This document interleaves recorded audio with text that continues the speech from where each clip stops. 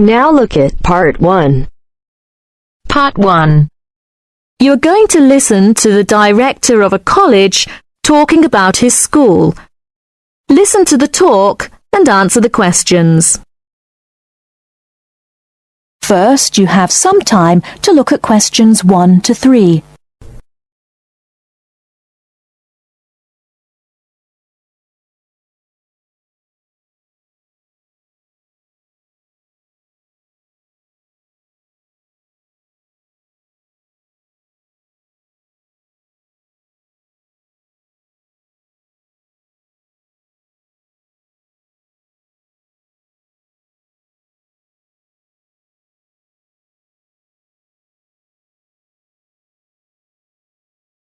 Now we shall begin. You should answer the questions as you listen, because you will not hear the recording a second time. Listen carefully and answer questions 1 to 3. Many of you already have a reasonably firm idea of the general subject area you wish to study. Others are more open and searching for ideas. Whatever your situation, I hope you find that we have a course that meets your needs. Our firm aim is to be a student-centred institution with a special emphasis on flexibility. This begins with our attitude to access. We judge people on their motivation and commitment to study as much as, if not more than, formal qualifications. This is reflected in the vitality and diversity of our student population. Some of our students come direct from sixth form or college. Before you hear the rest of the conversation, you have some time to look at questions 4 to 10.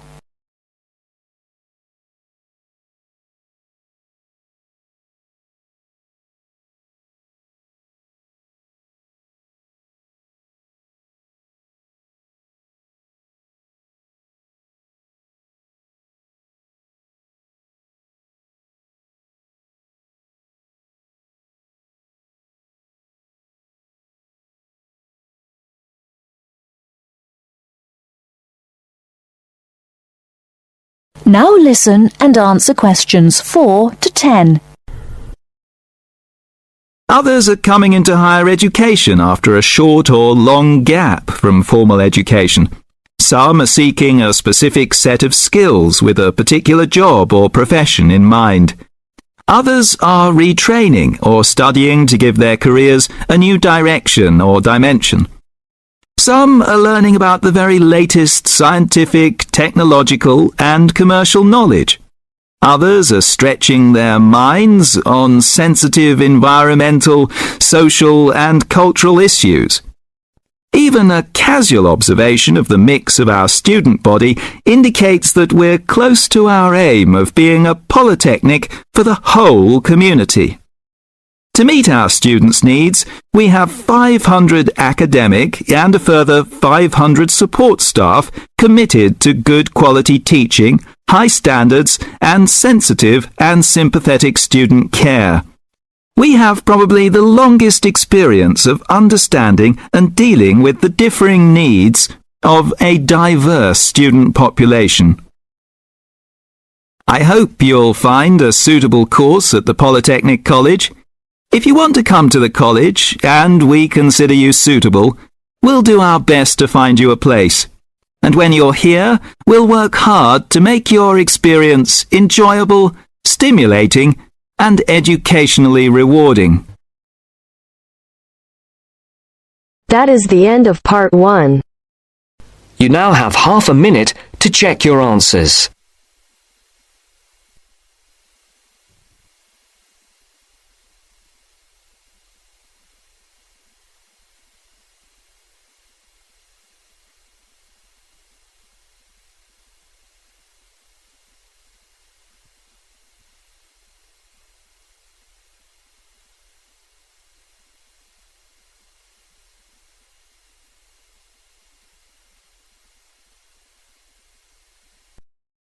Now turns to Part 2.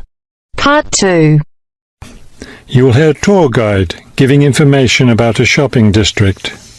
First, you have some time to look at questions 11 to 15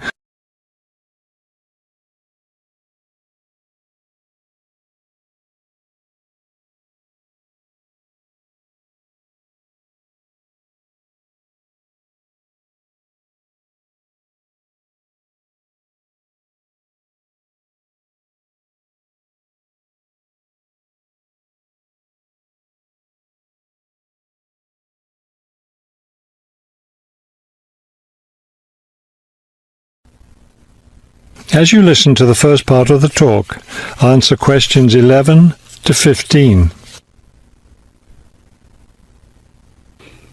This afternoon, we'll visit the city's shopping district. Several blocks in the area are closed to car traffic, and I know you'll enjoy walking around there. I'd like to give you an overview of the district now, since you'll be on your own once we get there. You'll see on this map here that the shopping district consists of two streets, Pear Street, which runs north and south, and Cherry Street, which crosses Pear Street right here. Let's start our tour here on Pear Street, where the star is. This star marks the Harbor View bookstore. It's very popular among locals as well as tourists. You can buy a range of books of local interest, as well as a variety of magazines and newspapers. It's directly across the street from the city library, which is also worth a visit. It's in one of the oldest buildings in the city and contains, among other things, an interesting collection of rare books. Now, moving up Pear from the bookstore toward Cherry, the next building on the left is the Pear Cafe. You'll notice it's right on the corner of Pear and Cherry Streets. It's a great place to relax while enjoying a delicious cup of coffee or tea. You can talk with friends or read quietly. They have a variety of books and magazines available. From the windows of the cafe, you can look right across Cherry Street for a lovely view of city gardens. It's a rather small garden, but it contains a variety of exotic plants and flowers. Let's leave the cafe and cross Pear Street. On the opposite corner, we're at Caldwell's clothing store, which you might also want to visit. They sell both men's and women's fashions from countries around the world. Continuing down Cherry Street, the next building on the right after Caldwell's is the souvenir shop. Stop in here to get maps and books about the local area, as well as t-shirts and postcards with pictures of the city. Now, we cross Cherry Street and we're at the Art Gallery, one building down from the corner. Here you can see, and of course purchase, many fine paintings and sculptures by local artists. Let's keep going down Cherry Street toward the harbor. On the left, right after the gallery, is Harbor Park. It's a lovely place, and it's certainly worth spending some time there. Before you hear the rest of the talk, you have some time to look at questions 16 to 20.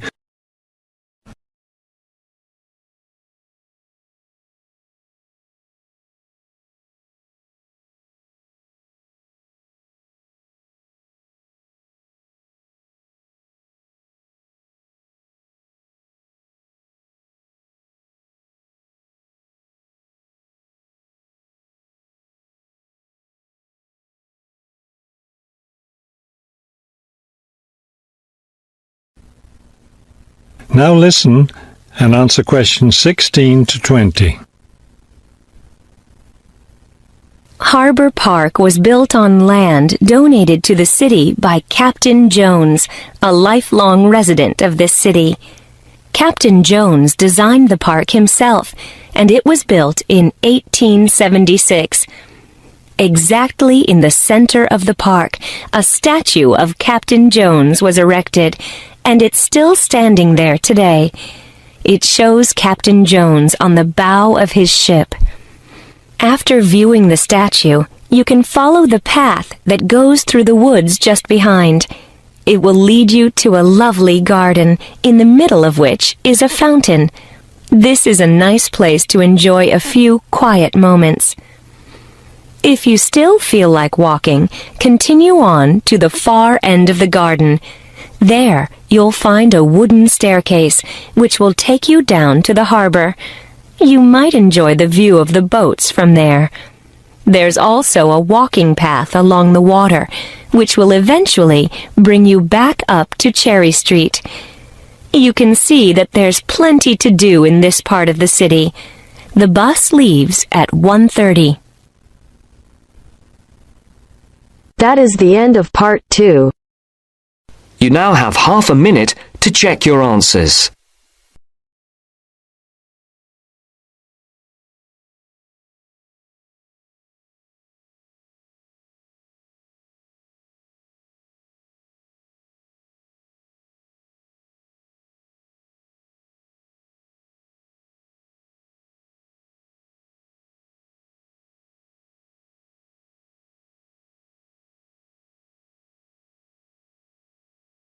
Going to hear a conversation among Dr. Archer, Larry, and Judy, talking about the new term. First, you have some time to look at questions 21 to 26.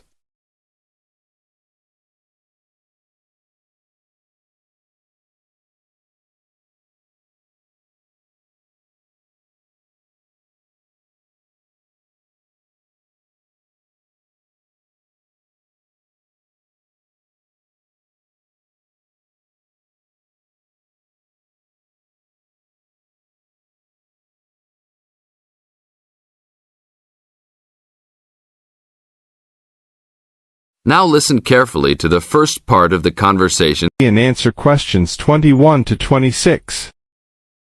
Okay, everybody. Welcome back to the new term. I hope you've all had a good break and that you're keen to start on your research project.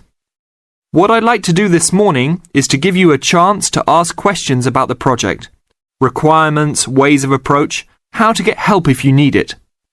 Today is informal. It may be already written on paper, but it's nice to have an opportunity to have it confirmed. So, any questions? Dr. Archer, is there a confirmed due date yet to hand it in? Yes, I can now confirm that it's 16th of July, not 15th, as first advised. Okay? And what about the word limit? Well, there is some flexibility on this, but in general, it's 8 to 10,000 words. Ah, I see. And you can choose your topic, anything from years 2 and 3. Yes? I still can't work out what I want to do it on. In that case, you should see your course tutor to agree on your final topic, and you should also be aware that there is special assistance available at the library on library resources if you need help on that. Can I just check on the deadlines for everything? Certainly.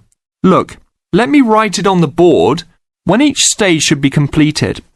First of all, you've got to work on your basic project outline, and that's due in to your course tutor by 21st of February, which is only 2 weeks away, so you need to get cracking on that.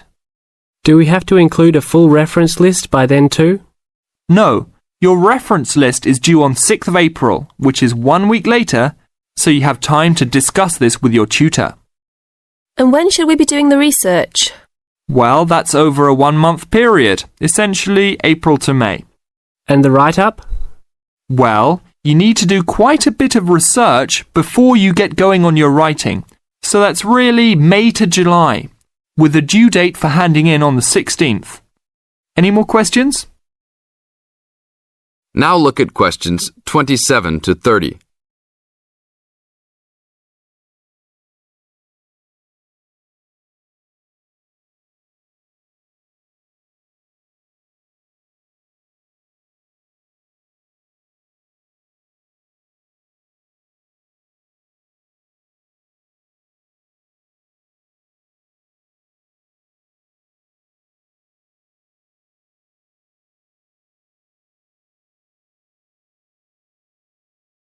Listen to the second part of the talk and match A, B, or C with questions 27 to 30. Well, sir, just some advice really. It's about the research approach. Would you advise us to use some case studies? Well, Larry, I know these can be difficult to arrange sometimes, but I really feel they are of great benefit in this subject. You can always talk to your tutor if you're having difficulty. Yes? I've looked over some previous research projects that are in the library. Is that a good idea, sir? I heard. Okay. I don't think you should go through them in detail, especially at this early stage, or you might end up being influenced by them more than you realize. But yes, It really is about the best guide you can have to what's required to what's expected in this type of project. Sorry, Judy, I butted in on you. That's all right. It's just that I noticed one project was a joint one. They worked together as a pair. Is that a good idea? Yes, I remember that paper. Working in a pair can have some advantages, but to be frank, this is meant to be an individual project, so it's best to work on your own. About using subjects, is it okay if we use family members? Your own relatives? I don't see why not. They probably offer some advantages in terms of availability, although you need to guard against possible effects on your research outcomes. So, you can if you want. Perhaps you should discuss this with your tutor if you plan to use relatives, so you can approach it in the best way. Okay, thanks. Okay then.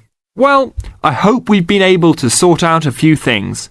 You're welcome to see me at any time or drop me a note if you have any more queries. Fine, thanks. This is the end of Section 3. Now you have half a minute to check your answers.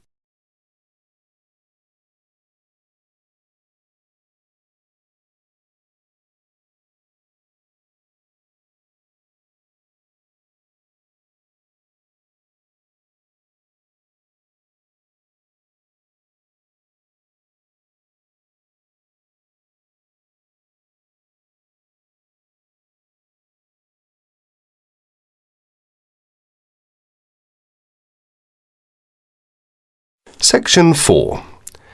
You are going to listen to a student, Liz, giving a seminar presentation on advertising. Now you have some time to look at questions 31 to 34.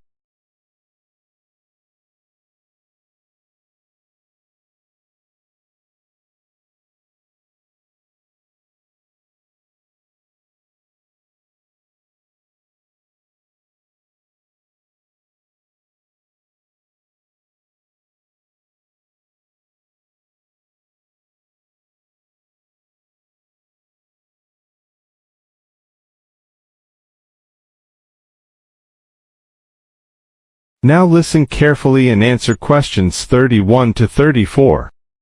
Today, Liz is going to give her presentation. Liz? For my presentation, I looked at the different forms of advertising, especially at how women are portrayed by the media. So, Liz, tell us what different forms of advertising you looked at. As you can see from the outline on the screen, I looked at a wide variety of different medias, including billboards, television ads, newspapers, and, of course, the internet. Oh yes, I almost forgot. I also looked at films.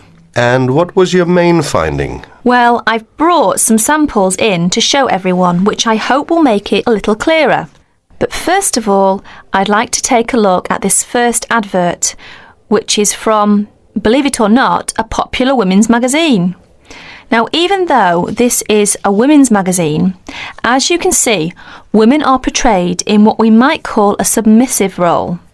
That is to say, that they are always the ones doing the housework, going shopping, or caring for the baby.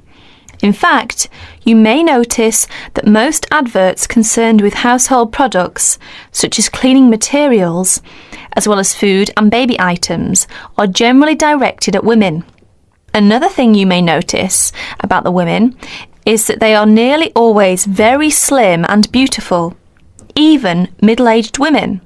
None of them are ever shown to be poorly dressed or to be overweight. So, Liz, how are men normally portrayed in these adverts? Well, if you take a look at the next picture, which is in fact from the same magazine, you will notice that men are seen to be strong, powerful, and in charge. They give the image of being in charge, being the ones who make the decisions. And generally, they are dressed either in sports clothes, showing their prowess or fitness, or a business suit, which serves to depict their social status. You mentioned that you also looked at films. Do these same images apply to the movie industry? Yes, they do indeed. And again, I have some images to show you. This time, however, I've arranged the pictures so that you can see clearly the different roles that men and women play in the films. Notice, first of all, that it is the man who is in charge. He's the one driving a big, luxurious car and constantly contacting the office on his mobile phone. Now, if we look over here to the women, we see she is subservient to the man.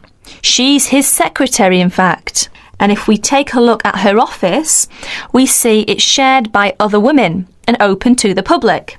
In contrast, her boss's office, who is the man of course, has a very large, spacious office all to himself. And if the woman wants to enter, she first has to get his permission. That is to say, she has to first of all knock at the door and wait until he invites her to enter. However, if the man wants to talk to the woman, he simply picks up the phone and requests her attention. Now you have some time to look at questions 35 to 40.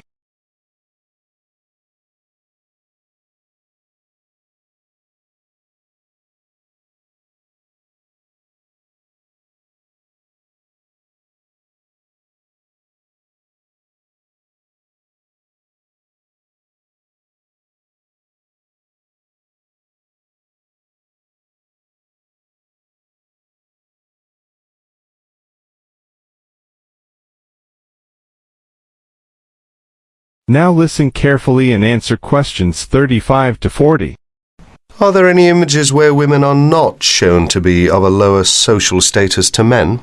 No, there aren't. Well, very few in fact. There are, of course, times when the woman, for example, is playing the part of a scientist with a man as her assistant. Yet even here, she is not in a position to make decisions. Decisions, in fact, are still made by her boss, who, of course, is a man. In other less extreme conditions, such as we can see here, the woman is playing the role of a housewife and mother, while her husband goes out to work to earn the money. In other words, the man is seen to have more control over the situation than the woman, who has to rely upon her husband for her livelihood. So, how far do you think this reflects real life? That's hard to say, because generally women do tend to do more housework and cooking than men. It is generally accepted that women are better able to care for children. But the problem is that we are told through the media that women are not as capable or as strong as men, that women are not as able as men to make important decisions. This, of course, is totally untrue. Many women are at least as capable as men at making decisions, more so in some cases. Are women ever seen in the media to be superior to men? Very rarely, in fact, and when they are seen to be better or faster or stronger than men, they are also seen to be a freak. You know, someone with superhuman powers. In other words, they are not seen to be an ordinary person like you or me. Why do you think that is? It's probably because if people know it's too ridiculous to be true, then they are not going to believe it. This way, it won't harm men's image. So, what's the internet like? In fact, I think the internet is probably the worst of all the media. I don't know why exactly, but I think it's probably because there is little or no control over the internet. Instead, the internet is seen as a type of no man's land, if you like. That is to say, it's not actually owned by one person or one company. Therefore, people are free to put whatever information on the internet they want. So, would you say that information on the internet should be censored? I think there should be some control over the internet because some of the images are dangerous. Dangerous? Yes, indeed. For adults, I guess it's not such a big problem because mature people are able to decide for themselves what to believe and what not to believe. But children are a different matter. They accept information that is presented to them without questioning that information or considering the consequences of believing it. In other words, children believe what they see or what they are told. And how do other people feel about information on the internet? Actually, I carried out a survey to find out other people's opinions. As you can see from this chart, the majority of people over the age of 28 were in favour of restricting the information. It was only people under the age of 20 who really thought that information shouldn't be censored. In fact, only about 8% said that information on the internet should be restricted in some way. Well, thank you, Liz. That was a very interesting topic. And I'm sure that if any of you have any questions, Liz would be more than happy to answer them. That is the end of section 4. You will have half a minute to check your answers.